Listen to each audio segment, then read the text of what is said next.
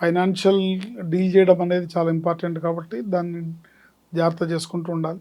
తెలియకుండానే నా ప్రమేయం లేకుండానే పెరిగిపోతున్న అప్పులు నేను అవాయిడ్ చేయలేకపోతున్నాను, అన్అవాయిడబుల్ సర్కమ్స్టెన్సెస్ నన్ను చుట్టుముడుతున్నాయి, ఈ అప్పుల ఊబిలోంచి నేను బయటపడాలి అని కొంతమంది, లేదా ఆల్రెడీ తెలియక చేసిన తప్పుల వల్ల అప్పులు అయిపోయినాయి, ఇక నుంచి నేను జాగ్రత్తగా ఉంటాను కానీ ఈ అప్పులు తొందరగా తీరాలి అనే వాళ్ళు మటుకు తీసుకోవాల్సిన జాగ్రత్తలు ఏంటంటే మంగళవారం నాడు ఎట్టి పరిస్థితుల్లో అప్పు చేయకూడదు.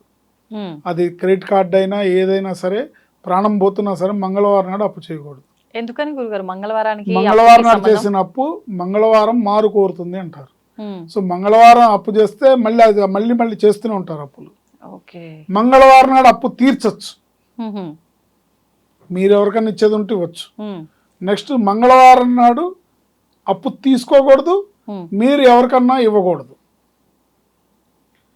మీరు ఎవరికన్నా మంగళవారం నాడు ఇస్తే ఆ డబ్బులు రావు, ఇంకా రావు అనుకోని బదులు ఇవ్వటం, అప్పుగా ఇవ్వటం అలాంటివి కూడా చేయకూడదు. ఇస్తే రావు, లేదా మళ్ళీ మీరు ఇస్తూనే ఉంటారు తప్ప తిరిగి రావు.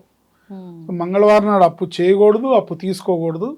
అప్పు తీర్చచ్చు, తీరిస్తే కుజుడు సంతోషపడతాడు, గ్రహశాంతి లభిస్తుంది, దానివల్ల అప్పులు తొందరగా క్లియర్ అవుతాయి.